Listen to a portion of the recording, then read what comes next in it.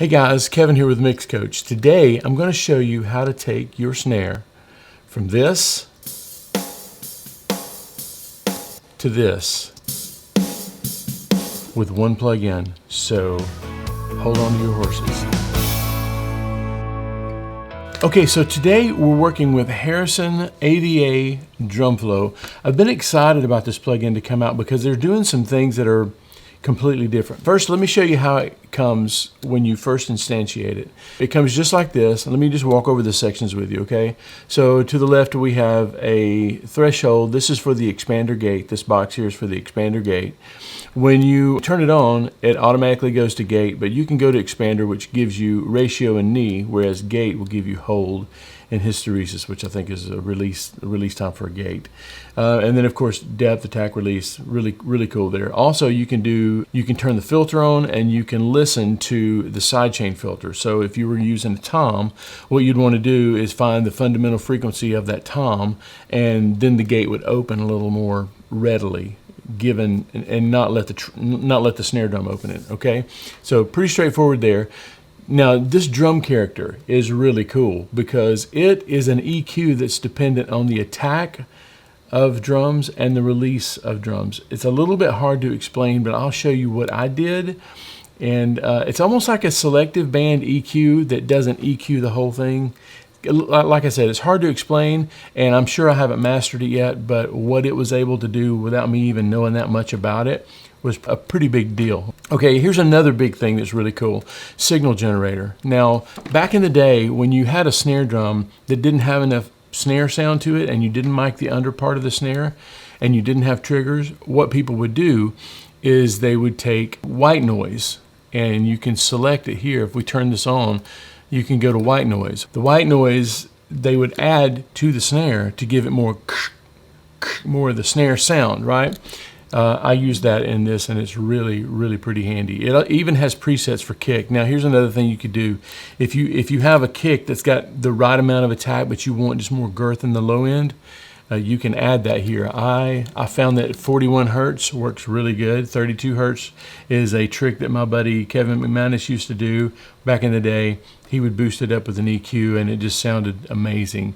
Every time I would hear one of his kicks on the radio, it would be like, I've got to figure out how to do that. This plugin will allow you to do that. Okay, so here's the star of the show, in my opinion, is this compressor right here. This compressor is the same compressor that comes with MixBus. It's the compressor setting. There's 3: limiter, compressor, and leveler. This is the compressor, but it has an attack and release added. I will tell you that I didn't mess with it that much. It really does sound good, but this is a great sounding compressor. Filter, even though it's at the bottom of the line, it's actually usually here at the first. And then you've got the famous 32C EQ with an output trim for the EQ and an output trim for the whole plug-in.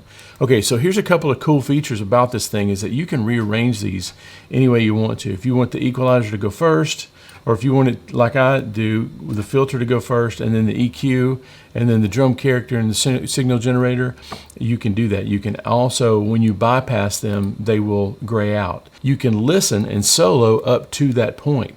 So if you want to see what your drum character is doing without your signal generator, you just solo that, there you go. Also, this has a momentary bypass to where, you can just, it's the same difference here. Some DAWs may not have this as readily. You may have to right click and bypass. So they put a momentary bypass here so you can actually really quickly turn the plug-in on and off and see what you're getting, okay? In addition to being able to solo up through a certain point, you can actually solo each individual module, which is pretty cool. Also, you're able to just reset the module. Let's just say if you did this and you reset it, it would set it back to the default setting. So if you completely screwed it up or you want to try something else, now's your chance to do that. So I'm going to show you what I did on the snare drum. Now the first thing I did was filters, of course. I think filtering there's no use to compress or gate a signal that's not going to make it to the mix anyway. That's why I put the filter first, because I don't want this plug-in to have to process anything that I'm just going to chop off later. So filter goes first, and then my signal generator. I'll show you what I did there. I did white noise here, and then I did my compressor. And then I did my drum character and then expander gate. I wanted to gate the whole sound including the signal generator, and then EQ. Although I didn't use a whole lot of EQ. Well, maybe I did. Maybe I used a little bit. Okay, so let's dive in. So I'm just going to bypass everything right now, and then I'm going to put them in the order they are at the bottom. Now keep in mind that the plugin does not come in this order. This is the order that I do it. Take a screenshot, or you know what, I'll create a download for you for how I recreated this, because I think it did a phenomenal job. Okay, so let's talk about the filters. All I did was I filtered up at 154, which is a common place for snare. I mean, not that exact frequency. What you should do is roll the filter up until it starts to sound a little thin, which this snare drum sounded a little thin, a lot thin anyway. And then I didn't do anything to the top filter. So let's listen to that without the filter. You can't really tell a lot of what it did because the snare didn't have a lot of girth anyway, and there was not a lot of signal in there that I needed to filter out. So let's turn on the signal generator. That's next. Now listen to this. You can hit signal listen, and you can actually listen every time the snare hits. Okay, here's a thing that you have to do on these or you won't get any results. You have to pull the threshold down. So I'm going to start here. We're at minus 23.7. Until you pull this threshold down,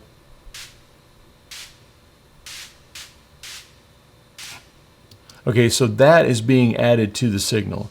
And there's a filter where you can filter that in. If you don't need that whole frequency range, you can filter it out. I've done that at 1.8, so nothing below 1.8 is getting, and nothing above 5K. So it's kind of a mid-rangey sort of honk sort of sound, but it gives the snare a little bit of character. So here's with and without it. It just adds a little bit of that air, that whispery air sound. One more time. So there's filters and signal generator. Then here comes the kicker. I love this compressor. I really do.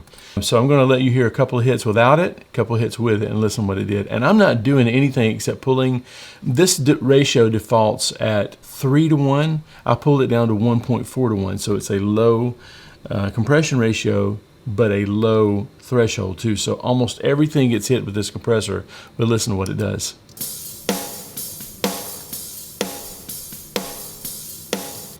Now that's not quite as impressive as it will be after the character thing, which is next. Drum character. Let's turn that puppy on. Okay, so the drum character, I'm not using the release thing, but the 1 is this band here, 2 is this band here, 1 is on the other side of this band. So it's got, from what I can tell, it's got 2 separate places where you can add to or subtract from a certain frequency without it affecting the EQ so much. Now since this snare needed a ton of body, I'm actually adding it in 2 places around where it resonates. So here is, I'll turn these on one at a time.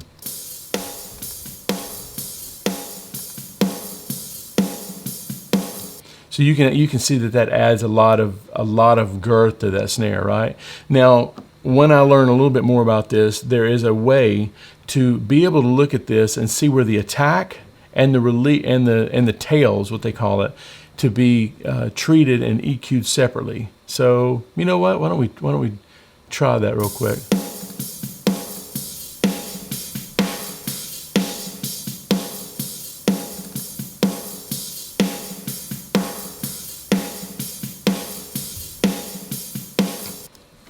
So anyway, I don't know enough to tell you about that, but I do know that I'm a knob tweaker, and most engineers that I know are. You just get in there and you twist knobs, and then you figure out what you did sometimes, and it works, right? So that's what I did here. I'm just going to leave that on because I thought it sounded pretty good. Here's a cool thing here. You can hit auto solo, and then anytime you go to adjust here, it will show you, or it'll just solo the band of frequencies that you're working with, which is really cool. Also, keep in mind, on this plugin, you have to pull this down. You have to pull the threshold down in every section or you won't hear anything. You'll be tweaking those knobs and you won't hear anything in return. So make sure you pull the threshold down.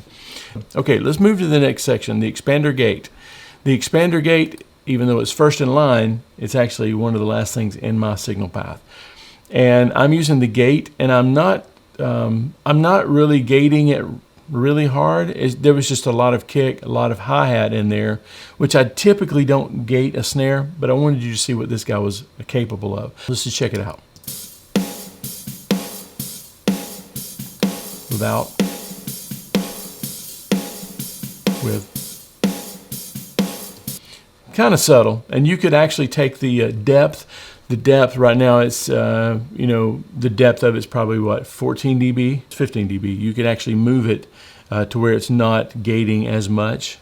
And then another thing, like on the filter, if you're doing a tom, this is what I would definitely do. I would definitely listen to the tom and find that fundamental frequency. It's what I do on the R channel too, but that's what I would do on this. Okay, so last in line is the famous 32C channel EQ. This 32C, from what I'm reading and what I'm understanding, is that there's something about the variable Q that happens, that when you really push, it really tightens up the Q, and when you barely push, it widens the Q a little bit, which is exactly the way you would do in real life. It's just an extra step. It's just a step you don't have to do anymore. So a couple other things. There's a phase, which you know how important that is to me, and solo listen. So if you've got something soloed over here, or I think you can click it, and if you don't know where it is, just hit the solo clear button. Everything goes away. Okay, so, and I've got it trimmed down just a little bit because with all of this processing up here, it added a little bit of gain to it.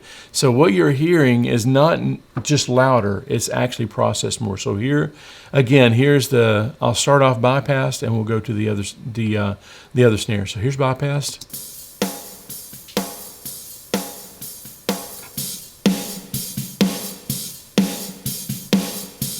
Anytime a snare can make your face wrinkle like that, you're on the right track, okay? So anyway, this is the AVA Drum Flow plugin. I think it's $179 right now. The link will be in the description below.